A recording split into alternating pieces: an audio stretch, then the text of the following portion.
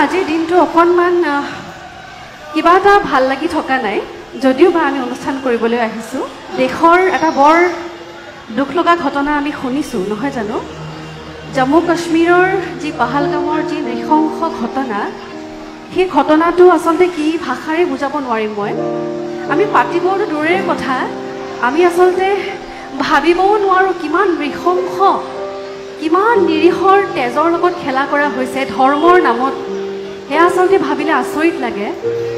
আৰু এগৰাকী সাংস্কৃতিক কৰ্মী হিচাপে বা গান গোৱা মানুহ হিচাপে আচলতে আমিবোৰ খুব আৱেগিক এই কথাবিলাক আলোচনা কৰিবলৈও মন নাযায় বিৰাট কিবা কষ্ট পাইছোঁ বহুত ব্যস্ত হৈ আছোঁ এইকেইদিন তাৰে মাজতে যেতিয়া ঘটনাবিলাক শুনিছোঁ বিৰাট আঘাত পাইছোঁ আৰু মই কিনো ক'ম আমি সাধাৰণ মানুহ তাৰে মাজতে এটা কথাই ক'ম যে কেন্দ্ৰীয় চৰকাৰে যাতে উচিত সিদ্ধান্ত লয়